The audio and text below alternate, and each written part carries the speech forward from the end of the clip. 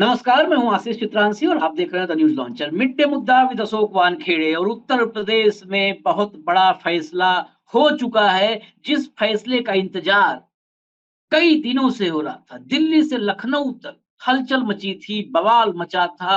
आपस में अब जूतम पैजाल शब्द का इस्तेमाल भी करें तो कोई गलत नहीं होगा, जुबानी जूतम पैजाल तो हो ही रहा था। कोई कसर बची नहीं थी। लेकिन फाइनली फैसला हो गया। योगी आदित्यनाथ राजभवन जाने की तैयारी कर रहे हैं। अब राजभवन क्यों जा रहे हैं, इसी पर चर्चा में समझेंगे।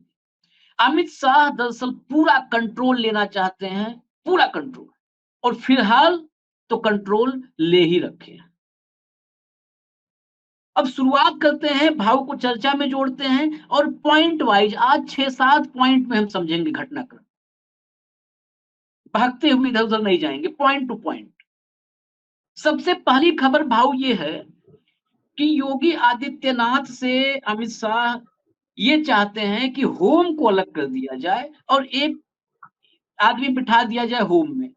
दुर्गा शंकर मिश्रा जो एक्सटेंशन पर एक्सटेंशन ले रहे थे मुख्य सचिव, योगी आदित्यनाथ ने इस बार शुरू किया बगावत। उन्होंने जैसे ही रिटायर हुए एक्सटेंशन का मौका छोड़िए, तुरंत मनोज सिंह को अपने खास को बिठा दिया मुख्य सचिव पे। दुर्गा शंकर मिश्रा डेरा डाले हुए हैं। और चर्चा ये है कि जितिन प्रसाद जो अब सांसद और मंत्री हैं, जितिन एमएलसी थे, वो जगह खाली हुई है। तो एमएलसी बना करके वैसे भी अरविंद शर्मा, नौकर साहब पसंद आते हैं ये दोनों गुजरातियों। तो ये होम जाकर के संभालें और पूरी बागडोर मुखौटा योगी, पीछे से मदारी, असली जो है मदारी वो शाह। ये चर्चाएं हैं, कितनी सच्चाई है, योगी एक्सेप्ट करेंगे नहीं करेंगे, क्या हो सकता है? देखिए, दो बात तो तय है, बदलाव होगा। दो जगह बदलाव होगा, संगठन में भी होगा, सरकार में भी होगा। क्योंकि योगी भी कब तक लड़ेंगे। और योगी और संगठन, यदि योगी और दिल्ली लड़ते रहे तो पार्टी का भयानक नुकसान है। ये कहीं ना कहीं संघ ने भी मैसेज दिया। तो आज शाम को 6 बजे योगी जी मिलने जा रहे हैं गवर्नर को। तो उसमें क्या हो सकता है? सबसे पहले दिल्ली ये चाहता है कि योगी जी इस्तीफा दें। योगी जी से निजात पाना चाहता है दिल्ली। लेकिन योगी जी का पूरा संघ का बैकिंग है। और भले ही लोग कहे कि वो संघ मिलान मिलता नहीं है, और गोरखपुर में जाने के बाद भले ही ऑफिशियल मीटिंग नहीं हुई, मीटिंगें हुई है, ये हमको भी पता है। तो कुल मिलाकर संघ चाहता योगी नहीं हटे। तो फिर योगी माइनस पावर किसी भी देश के राजनीति में, राज्य की राजनीति में गृह मंत्रालय वो ऐसा शक्ति का स्थान है कि जिससे आप पूरे प्रदेश पे कंट्रोल करते हैं। भाई, रक्षा मंत्रालय, वित्त मंत्रालय, विदेश मंत्रालय बड़े ग्लैमरस मंत्रालय है ये। लेकिन अमित शाह ने गृह मंत्रालय ही पकड़ के रखा है। और गृह मंत्रालय से सबकी नाड़ियां इनके हाथ में, इवन कैबिनेट की, मोदी जी की भी नाड़ी गृह मंत्री के हाथ में है। तो आज सुपर प्राइम मिनिस्टर और जो कुछ भी है संगठन और सत्ता में शीर्षस्थ वो अमित शाह है, मोदी जी मुखौटा है। ये बात तो अब तय हो गई। अब वैसा ही मोदी जी यूपी में चाहते हैं। यूपी में वो ऐसा गृह मंत्री चाहते हैं जो दिल्ली से चले। और अक्सर ब्यूरोक्रेट हिज मास्टर्स वॉइस होते हैं। नेता हिज मास्टर्स वॉइस नहीं बन सकते। कहीं ना कहीं उसकी अभिलाषा होती है, उसकी कॉन्स्टिट्यूंसी होती है, उसकी एक जाति होती है, उसका एक परिवार होता है, ससुराल होता है। कहीं ना कहीं इंटरेस्ट ऐसा आता है कि जहां मंत्रालय कब्जे में आता है। आप देखिए ना, रेलवे मंत्रालय, आईटी मंत्रालय, इंफॉर्मेशन ब्रॉडकास्टिंग मंत्रालय, ये सारे मंत्रालय एक रिटायर्ड ब्यूरोक्रेट के पास दिए हैं दिल्ली में। पेट्रोलियम, जो सबसे बड़ा एक्सपेंडिचर इस देश का पेट्रोलियम पे, इसी पेट्रोलियम के चलते यदि अंबानी आज 5,000 करोड़ रुपए खर्चा कर पाया शादी में, तो इसी पेट्रोलियम की देन है। क्योंकि रशिया से जो क्रूड इंपोर्ट होता है वो अंबानी रिफाइन करके यूरोप बेच रहा है। इसमें जो भारी मुनाफा है वो अंबानी जी कमा रहे हैं, रिलायंस कमा रही है। तो पेट्रोलियम में पैसे का बहुत बड़ा खेल है। वो खेल कंट्रोल्ड आदमी के हाथ में, पूरी साग को पेट्रोलियम बना दिया। तो कुल मिलाकर यही स्थिति अब यूपी में होने वाली है। महाराष्ट्र, मध्य प्रदेश, छत्तीसगढ़, राजस्थान, हरियाणा, ओडिशा, इन तमाम राज्यों में कोई ना कोई गुजराती एक आके बैठा है। महाराष्ट्र का तो मैं बता देता हूँ, एक मालविया करके है, गुजरात से आया है। उसकी क्या पोस्ट है किसी को पता नहीं, लेकिन एक अधिकारी के कमरे में टेबल लगा के बैठता है और पूरा महाराष्ट्र वहां से चलता है और सीधा रिपोर्टिंग दिल्ली है। ऐसे कई गुजराती एक एक लाके डेपुटेशन पे रखे हैं। यूपी में ऐसा कुछ नहीं हो पा रहा है। तो पहले उन्होंने एक ब्यूरोक्रेट को रिटायर करके भेजा, महाराज ने उसको दरबार में साइड में बिठा दिया। अब क्योंकि ये चीफ सेक्रेटरी रह चुके हैं, ये प्रदेश को जानते हैं, राजनीति जानते हैं, तो मिश्रा जी को वो चाहते हैं एमएलसी बना के, सही कहा आपने, कि गृह मंत्रालय दिया जाए। यदि मिश्रा जी के पास गृह मंत्रालय आ जाता है तो फिर योगी की चूड़ी भी टाइट की जा सकती है। गृह मंत्रालय टाइट कर देगा मंत्री को। 2 एसपी अपने गोरखपुर लगा के, 1 एसपी गोरखपुर लगा के सिटी और रूरल खेल हो जाएगा। बाबा घूमते हुए नजर आएंगे इधर उधर, और बाबा को मालूम है कि पुलिस कैसी प्रताड़ित करती है। बाबा लोकसभा में रोए हैं एक दिन धाए धाए मार के, और मुख्यमंत्री बनने के बाद सबसे पहले अपने केसेस निपटाए हैं। तो किसी भी हालत में वो गृह मंत्री चाहते हैं, क्योंकि बाबा की जान गृह मंत्रालय में है, किसी भी मुख्यमंत्री की जान गृह मंत्रालय में। महाराष्ट्र में देखिए, फडणवीस के पास गृह मंत्रालय है, लेकिन फिर वो चलाता मालवीय है। तो कुल मिलाकर ये एक प्रपोजल है जो शाम तक पता पड़ेगा कि एक्सेप्ट होता कि नहीं होता। नहीं, गृह मंत्रालय का जो आपने कहा, एक स्टेप आगे बढ़ते हैं, एक पॉइंट आगे। हालांकि आपने कहा कि रोए थे, दरअसल योगी आदित्यनाथ जी मुख्यमंत्री बनने के बाद जो व्यक्तिगत रूप से मुझको लगता है सबसे बड़ी चूक उनसे जो हुई, वो यही हुई कि एक बार मुलायम सिंह के राज में जेल गए थे तो 700 किलोमीटर तक रोते आए थे, फूट फूट कर संसद में रोए थे। और जब से मुख्यमंत्री बने तब से जो सामने आता है मुकदमा करो, जेल में डाल दो। ऐसे व्यक्ति अपने पांव पे कुल्हाड़ी मारते हैं। योगी आदित्यनाथ ने वही सबसे कि जो व्यक्ति 700 किलोमीटर रोते आया, लोग कहते हैं बड़ा साहसी, बहुत हिम्मती, हम तो वही कहते हैं 700 किलोमीटर भोकर भोकर के रोते आए, और जैसे बैठे मुकदमा करो, जेल डालो। जो दिखता है सामने दिख गया, सवेरे सवेरे मुकदमा करो, जेल में डाल दो। आलोचना किया, मुकदमा करो, जेल में डाल दो। खबर हमारे खिलाफ लिख दिया, मुकदमा करो, जेल में डाल दो। खैर, उसी का नतीजा है कि ये सब हो रहा है। एक बड़ा जो 2-3 दिन से दो करेक्टर बहुत दिख रहे थे, भूपेंद्र चौधरी और केशव मौर्य एज यूजुअल। सबका था कि बड़ा केशव तो बहुत कार्यकर्ताओं की चिंता और पीड़ा की बात कर रहे थे। एक चर्चा है कि इनकी पीड़ा सिर्फ आकर के पीडब्ल्यूडी पर, दोनों का कोई संगठन में इंटरेस्ट नहीं है, पीडब्ल्यूडी की पीड़ा है दोनों। पीडब्ल्यूडी में मतलब ये मत सोचो कि कोई उनको प्रदेश का बहुत भला करना है, सबको माल खाना है। हाँ। लेकिन सब ये भूल जाते हैं, यदि गृह मंत्री अमित शाह जी का बैठ गया तो पीडब्ल्यूडी के ठेके भी सब वहीं से जाएंगे, दिल्ली से। इनके मुंह में झूठन भी नहीं लगेगी, क्योंकि दिल्ली का झपटा बहुत ज्यादा है। वो पूरी थाली धो के पीता है, 2 चावल के दाने भी नीचे रहने नहीं देता। पूछिए जो मुख्यमंत्री अभी बने हैं उनको, अलग अलग राज्यों के। तो कुल मिलाकर ये पीडब्ल्यूडी इसलिए चाहते हैं, और ये सारा पूरा जो प्रचंड जो रखा गया है पूरा कि मतलब संगठन सर्वोपरि, संगठन का महत्व। तो वही केशव मौर्य को तो मैं होता तो केशव मौर्य को तो मैं फिर से संगठन में ले आता, दिल्ली ले आता। आपकी बहुत जरूरत है संगठन में, ऐसे संगठन के प्रति जान देने वाले लोग। इनको जनरल सेक्रेटरी बनाता और नॉर्थ ईस्ट का जिम्मा देता, जाइए नॉर्थ ईस्ट में काम करिए, सरकारें बनाइए, सरकारें गिराइए। या बंगाल भेज देता, संगठन वहां खड़ा कर दीजिए, बहुत जरूरत है आपके संगठन।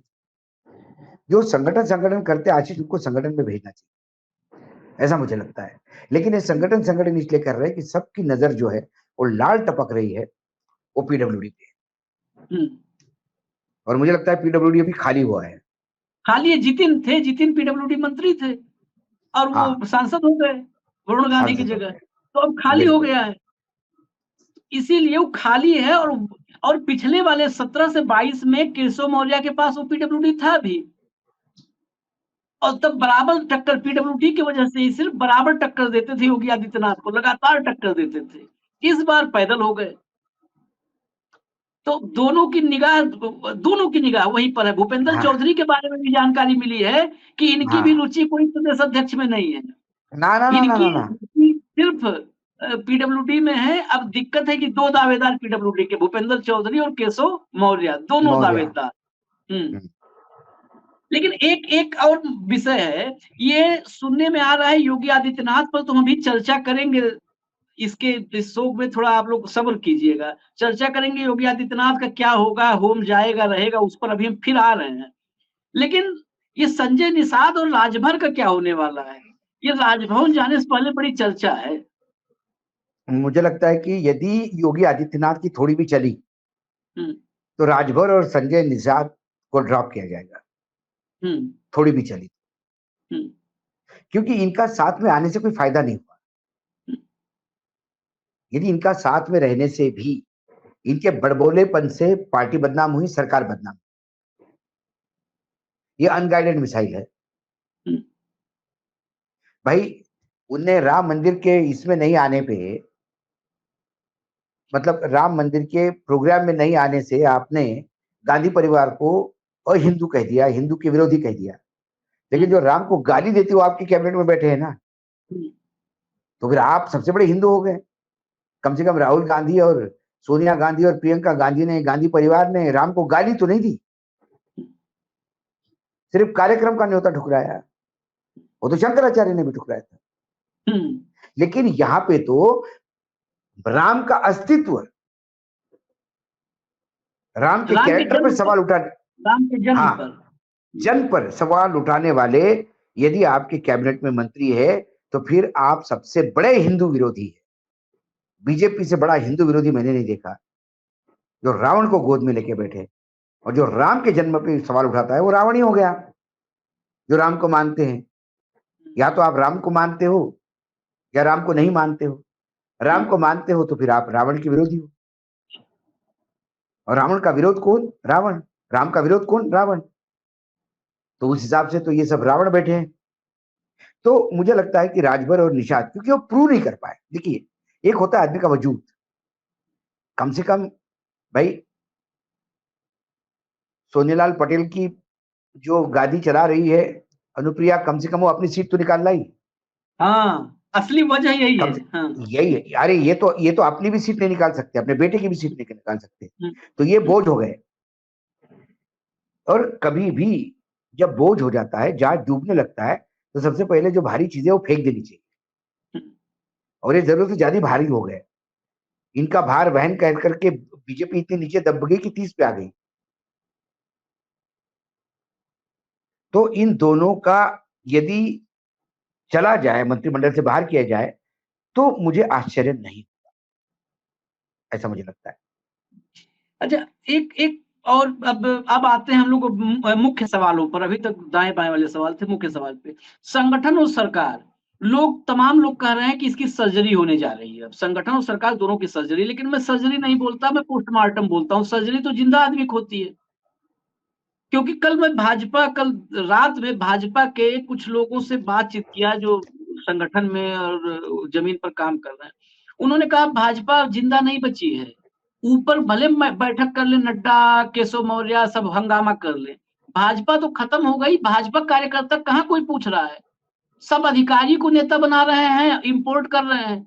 जो मूल भाजपाई है वो तो मर गए ना। तो अब तो सर्जरी हो ही नहीं सकती, अब तो पोस्टमार्टम होगा बॉडी का। तो ये संगठन और सरकार, इन दोनों के पोस्टमार्टम में डॉक्टर कौन है, और क्या पोस्टमार्टम के बाद क्या रिपोर्ट आने वाली है? सवाल यह है कि इसका पोस्टमार्टम करने के लिए डॉक्टर भी नहीं है बीजेपी के पास। हाँ। ये सब फर्जी डिग्री वाले डॉक्टर है जो पोस्टमार्टम करने आते हैं। जो 40 डॉक्टरों की टीम भेजी थी आकलन करने के लिए, क्यों हारे? ये सब कंपाउंडर टाइप है, फर्जी डिग्री लेके चलते। इनका पोस्टमार्टम क्या निकला सबको पता है। आपको संगठन में वो आदमी चाहिए जो मुख्यमंत्री को तलब करे, इस बलन का आदमी चाहिए। और वो आदमी, वही आदमी पैदा कर सकता है जिसमें ताकत हो। जब जेपी नड्डा ही सुपर रबर स्टैम्प बने पड़े हुए हैं, वो और क्या अपेक्षा कर सकते हैं अपने? उनके नीचे कौन ऐसा आदमी लगाएगा कि जो जेपी नड्डा को भी कहेगा यार मूर्खतापूर्ण काम कर रहे हो, अध्यक्ष जी राष्ट्रीय अध्यक्ष होने के बाद भी आप अध्यक्ष वो जिसकी सुनी जाए, अध्यक्ष वो जो कार्यकर्ताओं को घर से निकाले, अध्यक्ष वो जो पूरे पार्टी को बांध के रखे, अध्यक्ष वो नहीं जो सुबह शाम दिल्ली जाके सलाम बजाए। तो यदि बीजेपी का संगठन ठीक करना है तो मुझे लगता है कि अभी इन्हें थोड़ा इंतजार करना होगा। राष्ट्रीय अध्यक्ष का अभी नियुक्ति नहीं हुई है। राष्ट्रीय अध्यक्ष की नियुक्ति होने के बाद ही इनको नियुक्ति करनी चाहिए। मैं बता रहा हूं। अच्छा, फाइनली अब आते हैं, फाइनल सवाल पे आते हैं योगी आदित्यनाथ। योगी आदित्यनाथ होम छोड़ेंगे, योगी आदित्यनाथ कुर्सी छोड़ेंगे, या योगी आदित्यनाथ कुछ नहीं छोड़ेंगे, ऐसे ही अमित शाह को मतलब जो कहते हैं ठेंगा दिखा देना, ठेंगा दिखा देंगे और कहेंगे कुछ नहीं छोड़ूंगा, यहीं बैठा रहूंगा, जो करना है कर लो, निपट लो मुझसे। देखिए, योगी आदित्यनाथ या तो आपको उनको निकालना पड़ेगा, उनका खच्चीकरण करके आप उनको मुख्यमंत्री नहीं बना सकते। योगी आदित्यनाथ या तो गृह के साथ रहेंगे या तो नहीं रहेंगे, क्योंकि ये क्या होगा, कैस्ट्रेशन होगा। हाथ बांध के आप मुख्यमंत्री बनाएंगे। इससे अच्छा कि योगी आदित्यनाथ मठ पे जाके फिर मठाधीश बैठेंगे और वो खुला सांड ज्यादा तकलीफ वाला होगा बीजेपी। ये योगी आदित्यनाथ करीब करीब समझ चुके हैं कि ये उनको निकालने में लगे हुए। लेकिन योगी आदित्यनाथ ना ग्रह छोड़ेंगे ऐसा मुझे लगता है, ना ही योगी आदित्यनाथ इस्तीफा देंगे। योगी आदित्यनाथ इंतजार करेंगे कि उनको निकाला जाए, और यदि ये योगी आदित्यनाथ को निकालते हैं तो फिर स्वयं अमित शाह भी आके मुख्यमंत्री बनते हैं गुजरात के, तो भी फिर इनको वो हैंडल नहीं कर पाएंगे। ये जब तक बांध के रखे हैं तब तक ठीक है। ये वो नंदी है मंदिर में, उसको चारा डालते रहो, मंदिर के परिसर में घूमते रहो। इसको आपने यदि मंदिर के बॉर्डर के बाहर निकाला, ये पूरे गांव को किसको सिंग मारेगा पता नहीं। ये बहुत घनघोर हो जाएगा, क्योंकि ताकत उसके पास है। नंदी तो वो है, ताकत उसकी गोरखनाथ पीठ है, वो आप छीन नहीं सकते उससे। ताकत उसका भगवा चोला है, वो ठाकुरों का नेता होता है, वो है। वो फिर से अपनी हिंदू युवा वाहिनी खड़ी कर देगा। और मैंने हमेशा कहा आशीष भाई, चुनाव जितवाना मुश्किल है, हरवाना बहुत इजी। हरवाना ठीक है। ये बोलेंगे कि आपके मुख्यमंत्री, आपके गृह मंत्री, आप कर लो, चलो कर लो, भेजो ईडी सीबीआई भेजो, जरा मेरे मठ में भेजो। किस मुंह से भेजेंगे, किस मुंह से हिंदुत्व की बात करेंगे? तो ये इक्वल बलन का आदमी है। या तो ये चला जाएगा, और यदि इन्होंने गृह मंत्रालय छोड़ दिया तो समझ लो इनके अंत की शुरुआत हो गई। हाँ। फिर ये खाली मुख्यमंत्री के तौर पे खड़े रहेंगे, इन्हें कोई अधिकार नहीं होगा, इन्हें अधिकारी इनका नहीं सुनेंगे, ये रोज अपमानित होंगे, क्योंकि अधिकारी उसी के दरबार में सलाम ठोकते हैं जिसके हाथ में सत्ता है। यदि मिश्रा जी गृह मंत्री बने तो सबको पता है कि मिश्रा जी को सलाम ठोकने का मतलब सलाम दिल्ली तक जाता है। यहां योगी के वो सलाम ठोकने का मतलब ये नहीं दिल्ली तक जाएगा, लेकिन दिल्ली के प्रकोप से अपन बच सकते हैं योगी साथ में। योगी अभी सुरक्षा कवच बने हुए हैं उन तमाम अधिकारियों का जो योगी को सलाम बजाते हैं। तो योगी जी को कुछ भी हो जाए, वो बोलेंगे पीडब्ल्यूडी किसी को भी दे दो और बाकी मंत्रालय भी इधर उधर करो, 2 मंत्री और तुम खड़े कर दो, मुझे कोई मतलब नहीं उससे, और 4 मंत्री बना दो, एक डिप्टी चीफ मिनिस्टर और बना दो, गृह मंत्रालय छोड़। और यदि वो गलती उन्होंने की तो ऐतिहासिक गलती हो, ये मुझे लगता है, क्योंकि फिर सारी सत्ता जो है, सारा माफिया, सारा ठाकुर माफिया जो भी आज इनके पीछे खड़ा है, देखिए माफिया को घृणा सभी करते हैं, लेकिन जरूरत सबको है। सबको जरूरत है।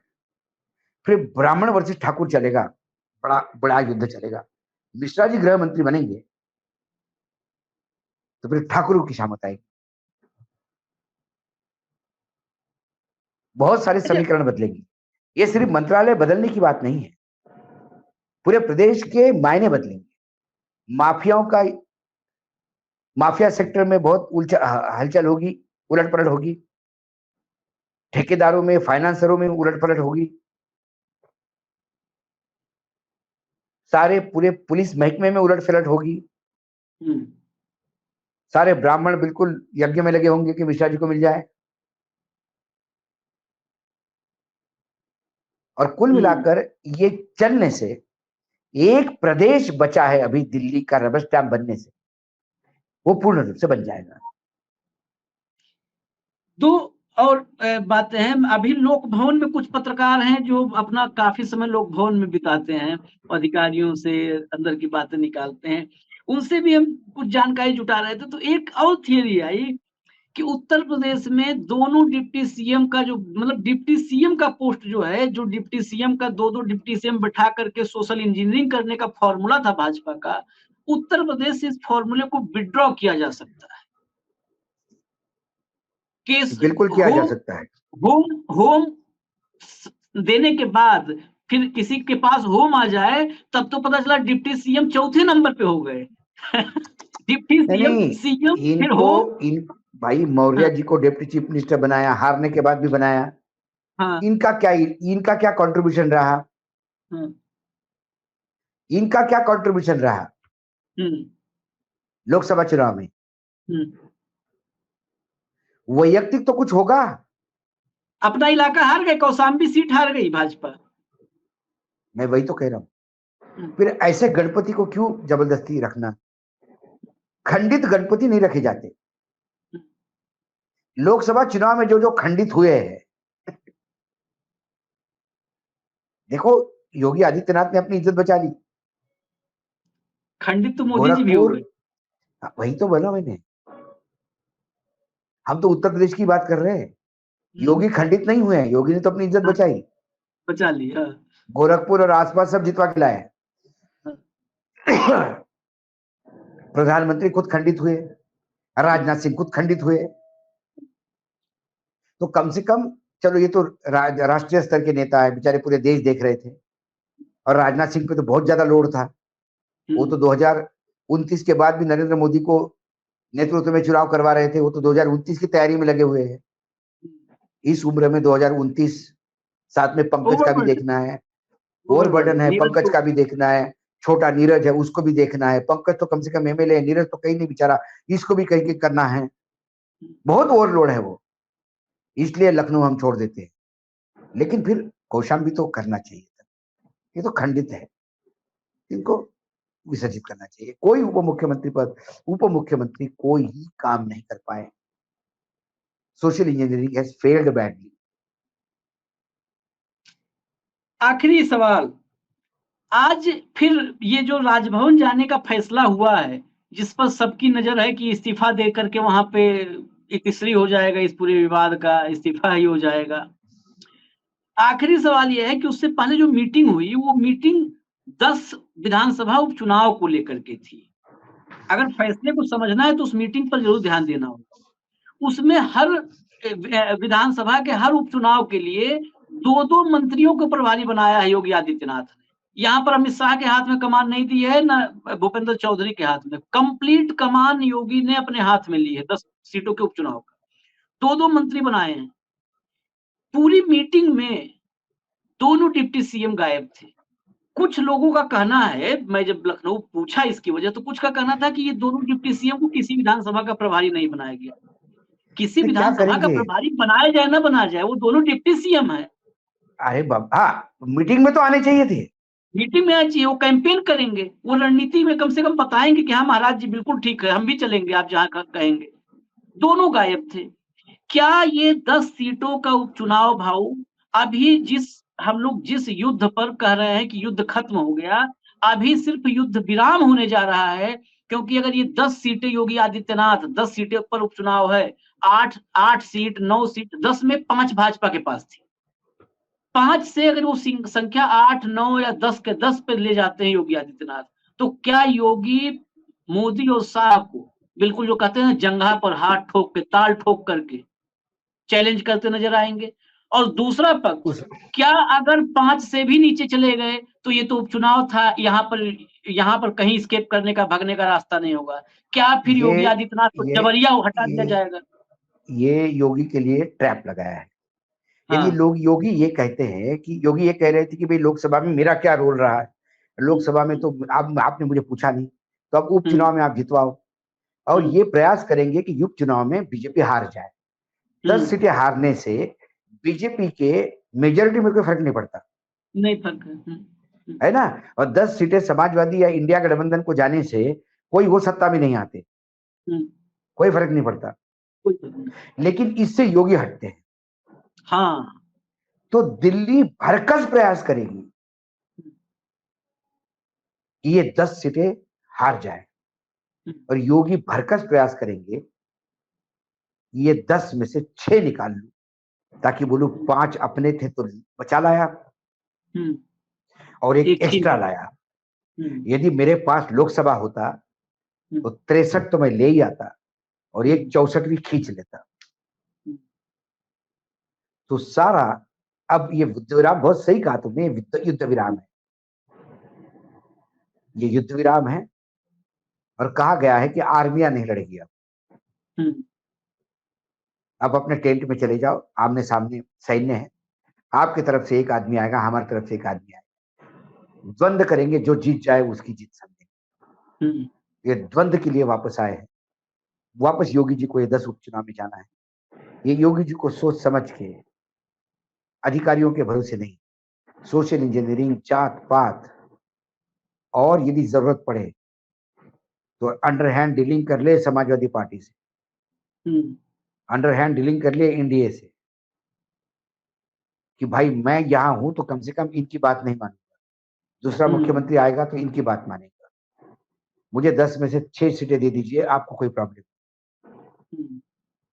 इस 10 उपचुनाव से कोई यूपी में आने वाले समय में कोई बड़ी क्रांति होने वाली नहीं।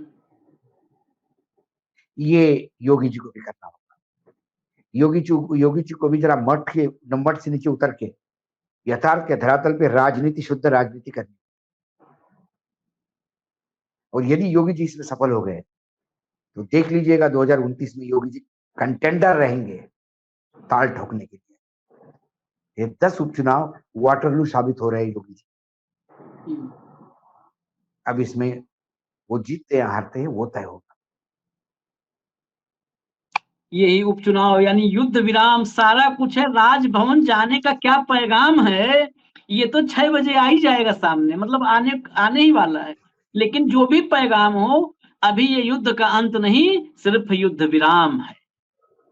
अभी असली घमासान बाकी है। कौन किसको निपटाएगा देखने वाली बात होगी, लेकिन कुछ लोग तो आज निपटेंगे।